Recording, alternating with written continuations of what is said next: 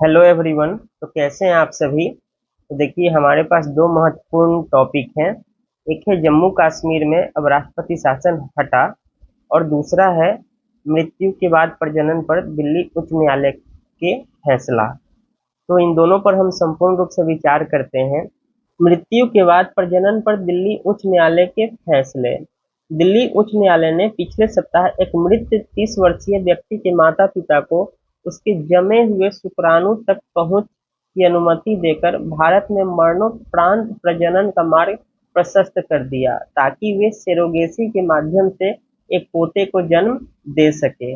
अदालत ने नई दिल्ली स्थित सर गंगा राम अस्पताल को निर्देश दिया कि वह अपनी प्रजनन प्रयोगशाला में संग्रहित जमे हुए वीर्य के नमूनों को माता-पिता को सौंप दे, और कहा कि यह संपत्ति है और माता-पिता अपने मृत बेटे के कानूनी उत्तराधिकारी हैं।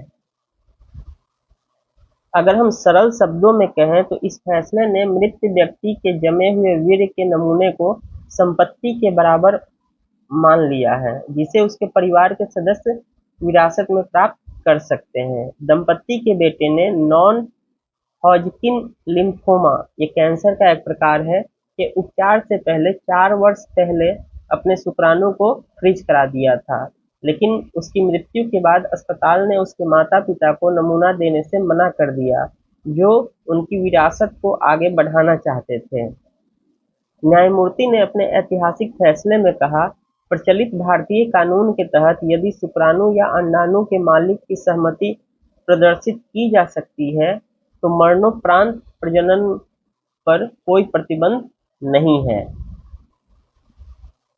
अदालत ने इस विषय पर प्रासंगिक कानूनों और कानून की अनुपस्थिति पर ध्यान देते हुए कहा कि वर्तमान सहायक प्रजनन तकनीक विनियमन अधिनियम 2021 और सेरोगेसी विनियमन अधिनियम 2021 इस मामले के निपटान के लिए अपर्याप्त हैं।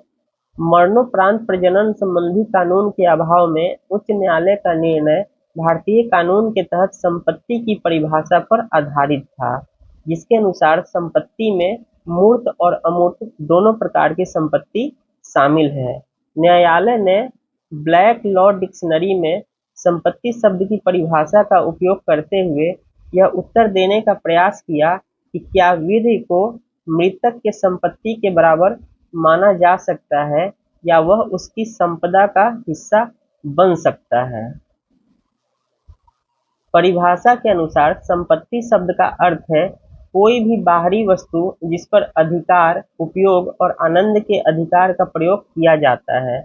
इसके आधार पर न्यायालय ने यह निर्धारित करने के लिए 3 परीक्षण किए कि क्या शुक्राणु का नमूना संपत्ति है।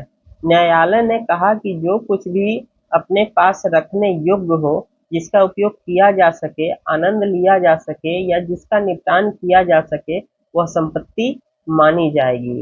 अदालत ने कहा, इन 3 परीक्षणों को वीर्य के नमूनों पर लागू करने से जो एआरटी अधिनियम 2021 की धारा 2G के अनुसार यह वीर्य क्या है, एक युग्मक भी बनता है। वीर्य का स्वामित्व और कब्जा शरीर के अंदर और बाहर भी हो सकता है।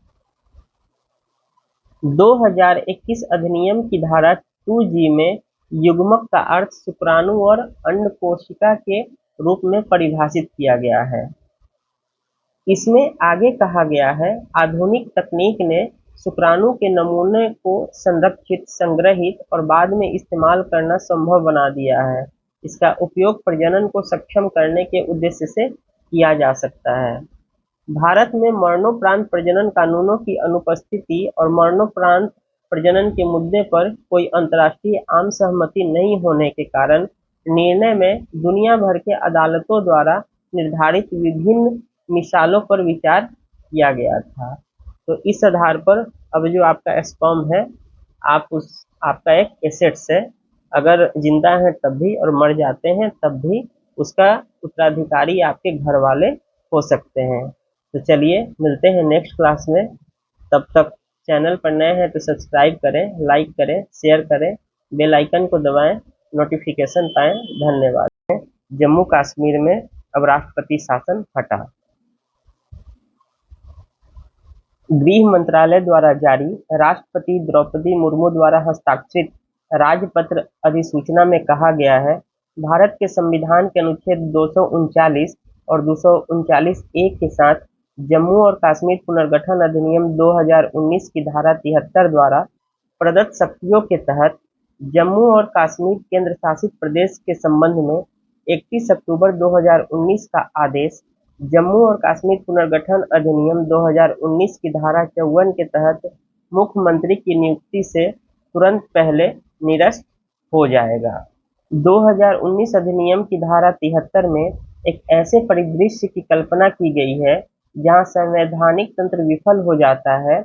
ऐसी स्थिति में यदि राष्ट्रपति जम्मू कश्मीर के उपराज्यपाल से रिपोर्ट प्राप्त करने पर या अन्यथा भी संतुष्ट हो जाता है, ऐसी स्थिति उत्पन्न हो गई है जिससे यूटी का प्रशासन 2019 अधिनियम के अनुसार नहीं चलाया जा सकता, तो वे राज्य में राष्ट्रपति शासन लगा सकते हैं।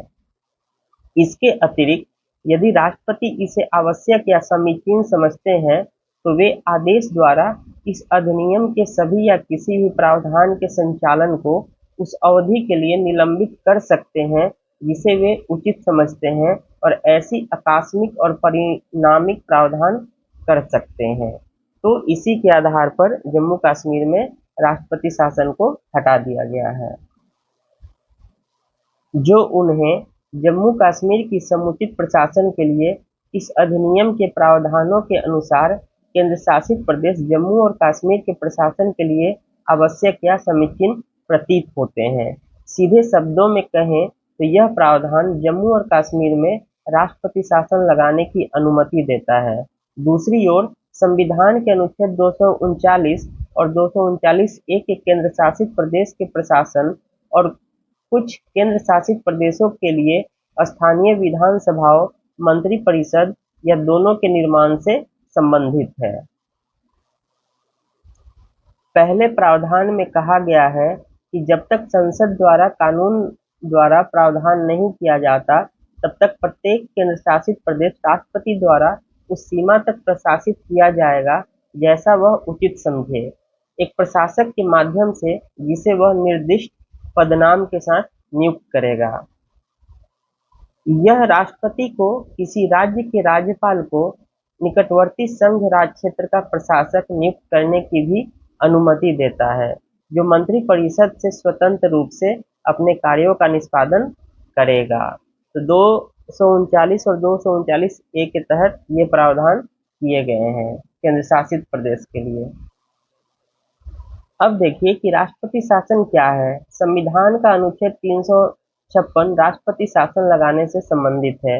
अनुच्छेद 356(1) राष्ट्रपति को राज्य के राज्यपाल से रिपोर्ट प्राप्त करने या अन्यथा भी उद्घोषणा द्वारा अपना शासन लागू करने की अनुमति देता है, यदि वह संतुष्ट हो कि ऐसी स्थिति उत्पन्न हो गई है जिसमें राज्य सरकार संवैधानिक प्रावधानों के अनुसार नहीं चल सकती है।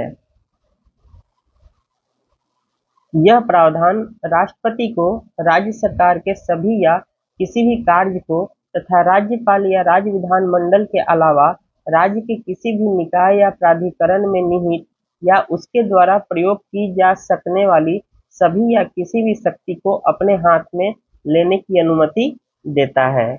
इस प्रावधान के तहत राष्ट्रपति यह घोषित कर सकते हैं कि राज्य विधानमंडल की शक्तियां संसद के अधिकार के तहत या उसके द्वारा प्रयोग की जा सकती है। ऐसा करते हुए राष्ट्रपति घोषणा के उद्देश्य को प्रभावी बनाने के लिए आकस्मिक और परिणामी प्रावधान भी कर सकते हैं, जिसमें राज्य में किसी भी निकाय या प्राधिकरण से संबंधित संवैधानिक प्रावधानों के संचालन को पूरी तरह या आंशिक रूप से निलंबित करना शामिल है। हालांकि यह ध्यान दिया जाना चाहिए कि उक्त प्रावधान में ऐसा कुछ भी नहीं है जो राष्ट्रपति को उच्च न्यायालयों में निहित या उसके द्वारा प्रयोग की जाने वाली शक्तियों को ग्रहण करने या उच्च न्यायालयों से संबंधित किसी संवैधानिक प्रावधान पर पूर्णतः या आंशिक रूप से संदेह करने की अनुमति देता है। तो राज्य में अगर राष्ट्रपति शासन लागू होता है तो उच्च न्यायालय की शक्तियों पर कोई भी प्रभाव नहीं पड़ता है। राष्ट्रपति शासन 356(1) के अनुसार लगता है और देखिए राष्ट्रपति शासन का निरसन और विस्तार देख लेते हैं। तो अनुच्छेद 356(2) राष्ट्रपति शासन को किसी भी समय बाद में उद्घोषणा के माध्यम से निरस्त या वापस लिया जा सकता है या संशोधित किया जा सकता है। तो ये प्रावधान किसमें है? 356(2) में है।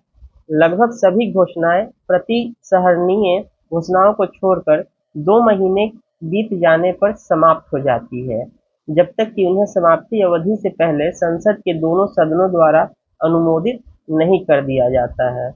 तो अगर घोषणा कर दी गई है तो यह आवश्यक है कि संसद 2 महीने के भीतर उसको अनुमोदित कर दे। जब तक कि उसे रद्द न किया जाए, सभी स्वीकृत उद्घोषणाएं जारी होने की तिथि से 6 महीने तक लागू रहेगी। ऐसी उद्घोषणाओं को जारी रखने के लिए संसद के दोनों सदनों द्वारा उसे अधिकृत करने वाला एक और संकल्प पारित किया जा सकता है। अनुच्छेद 365(4) के अनुसार ऐसा विस्तार जब तक कि उसे रद्द न कर दिया जाए 6 महीने तक लागू रहेगा। जिस तिथि से वह लागू होना बंद हो जाएगा, लेकिन किसी भी स्थिति में यह 3 साल से अधिक नहीं चलेगा। तो जब से यह लागू होता है तो मैक्सिमम हम 3 साल तक इसे बढ़ा सकते हैं। इस प्रावधान के अंतर्गत ऐसे परिदृश्य की परिकल्पना की गई है जहां यदि लोकसभा उस 6 माह की अवधि के दौरान विघटित हो जाती है जिसमें उद्घोषणा लागू रहती है, तो उद्घोषणा लोकसभा के पुनर्गठन के पश्चात उसके प्रथम अधिवेशन की तिथि से 30 दिन की समाप्ति पर प्रभावी नहीं रहेगी, जब तक कि उसे 30 दिन की अवधि समाप्त होने से पूर्व सदन से अनुमोदन प्राप्त न हो जाए। यह भी ध्यान दिया जाना चाहिए कि ऐसी घोषणाओं को जारी होने की तिथि से 1 वर्ष से अधिक समय तक बढ़ाने की अनुमति किसी भी सदन द्वारा नहीं दी जाएगी जब तक कि कुछ शर्तें पूरी न हो जाएं। तो देखिए, अगर राष्ट्रपति शासन लागू है तो 1 वर्ष से ज़्यादा बढ़ाने के लिए उसमें कुछ शर्तें होती है, ऐसी परिस्थितियां होती है। अगर वो नहीं होता है तो उसे हम नहीं बढ़ा सकते हैं। तो प्रथम जो शर्त है, प्रस्ताव पारित किए जाने के समय संपूर्ण देश अथवा उसके किसी भी भाग में आपातकाल की घोषणा लागू होनी चाहिए। दूसरी जो शर्त है, चुनाव आयोग को यह प्रमाणित करना होगा कि घोषणा को लागू रखना उचित है या संबंधित विधानसभा के लिए आम चुनाव कराने में कठिनाइयों के कारण यह आवश्यक है। अब देखते हैं कि राष्ट्रपति शासन के साथ कौन सी शक्तियां आती है। तो अनुच्छेद 357 के अनुसार संसद को राज्य विधानमंडल की शक्ति राष्ट्रपति को प्रदान करने, कानून बनाने तथा राष्ट्रपति को यह शक्ति उसके द्वारा निर्दिष्ट किसी अन्य प्राधिकारी को उन शर्तों के अधीन जिन्हें वह लागू करना उचित समझे सौंपने के लिए अधिकृत करने की शक्ति होती है। संसद राष्ट्रपति या अन्य निर्दिष्ट प्राधिकारी जिसे ऐसी कानून बनाने की शक्तियां प्रदान की गई है, केंद्र या उसके अधिकारियों और प्राधिकारियों को शक्तियां प्रदान करने और कर्तव्यों को लागू करने के लिए कानून बना सकते हैं या ऐसी शक्तियों और कर्तव्यों को प्रदान करने को अधिकृत कर सकते हैं। इस प्रावधान के तहत राष्ट्रपति संसद की मंजूरी के अधीन राज्य की समेकित निधि से व्यय को भी अधिकृत कर सकते हैं, भले ही लोकसभा सत्र में न हो। संसद या राष्ट्रपति द्वारा राज्य विधानमंडल की शक्ति का प्रयोग करते हुए इस प्रावधान के अंतर्गत बनाए गए कोई भी कानून जिसे राष्ट्रपति शासन की घोषणा के बिना बनाने का अधिकार उनके पास नहीं होगा, तब तक प्रभावी नहीं रहेगा जब तक कि समक्ष विधानमंडल या प्राधिकारी द्वारा उसमें परिवर्तन, निरसन या संशोधन नहीं किया जाता। तो जब राष्ट्रपति शासन लागू होता है और राष्ट्रपति ने कोई कानून बना रखा है तो वो तब तक नहीं बदलेगा जब तक कि विधानमंडल, जो नई विधानमंडल आती है, उसमें परिवर्तन, निरसन या संशोधन न कर दे। चलते हैं नेक्स्ट टॉपिक की तरफ।